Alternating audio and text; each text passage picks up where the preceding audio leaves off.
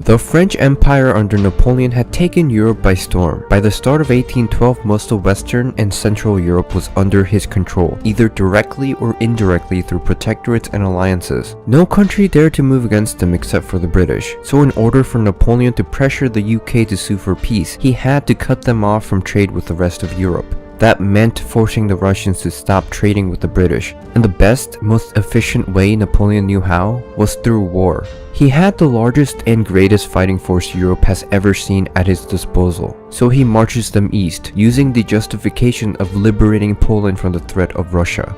The initial Russian defense stood no chance against the 422,000 that crossed the Neman River, so the defenders engaged in a tactic known as the scorched earth policy.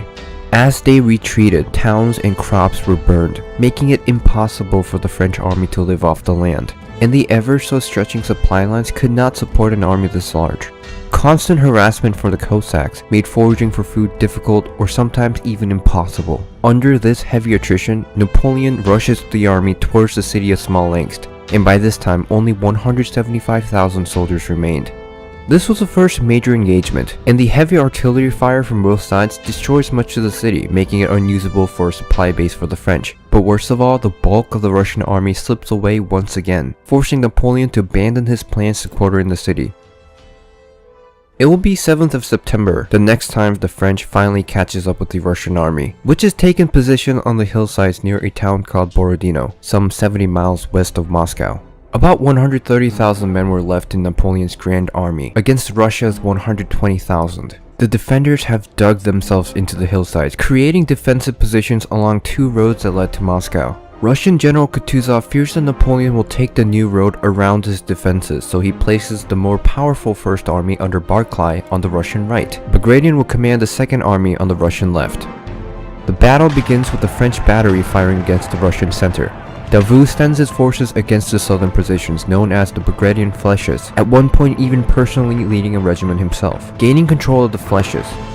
Bagration quickly leads a counterattack, only to be charged by Ney, who retakes it. Bagration asks Barclay for aid, which is granted fairly quickly.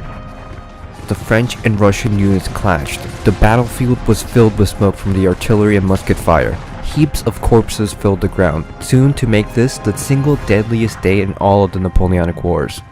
Murat advances his cavalry around the Flèches, hoping to flank the Russian position, but is blocked by Duca's cavalry division. So the French are forced to attack Bagration's Flèches directly, carrying out 7 assaults, each time being driven back. Duca leads a counter-cavalry attack, forcing Murat's cavalry to hide behind infantry cover.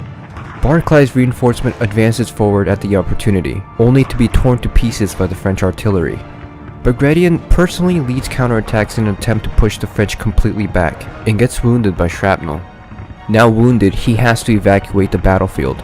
The morale and command structure of the Second Army collapses, making them very vulnerable, but Napoleon hesitates and refuses to send in his Imperial Guard after them. In the north, Prince Eugene advances his troops against Borodino and captures the village. His forces then cross the bridge and begin their assault at Ratsky's redoubt. With the help of artillery, his regiments rout the defenders. Kutuzov then orders the artillery batteries against the open-ended redoubt, paired with a bayonet charge, to regain the position under Russian control, but this was at a cost. Russian columns were still under heavy artillery fire by Eugene, while Ney set up a crossfire with artillery positioned towards the Ratsky redoubt, pummeling the Russian lines. In the south, Poniatowski is tasked with attacking the southern end of the Russian position near the village of Utitsa. His Polish contingent captures the village but is quickly ejected by a Russian counteroffensive by Tukov. He again assaults the village and captures it, but the retreating regiment sets the village ablaze. After hours of resistance, the Russian army finds themselves in dire straits. The Russian lines begin their retreat. The French soldiers are now too exhausted to follow them, so the generals on the field request that Napoleon commit his unused Imperial Guard to bring the Russian army to a decisive defeat. But Napoleon rejects the use of his final reserve yet again. He didn't want to risk his guard so far from France. The French army captures the main defensive positions, but the Russian army still offered resistance. Due to the exhausted state of the French army, Napoleon orders his troops to remain instead of attacking. By the next day, Kutuzov orders the full retreat of the Russian army, opening the road clear for Moscow. Although this battle was a victory for the French, it was a Pyrrhic victory at best. Upon entering Moscow, the Grand Army finds the city largely abandoned, stripped of its supplies. Fires broke out with no administrative means to control it. Despite the efforts of the French army, Moscow burns almost completely.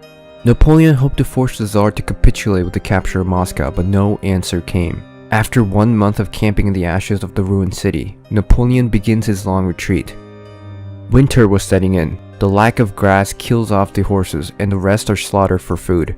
Cannons, wagons, and heavy equipment were abandoned en masse. Disease spread through the ranks, and desertion soared, all the while under constant harassment by the still intact Russian army, which unlike the French could gain more manpower.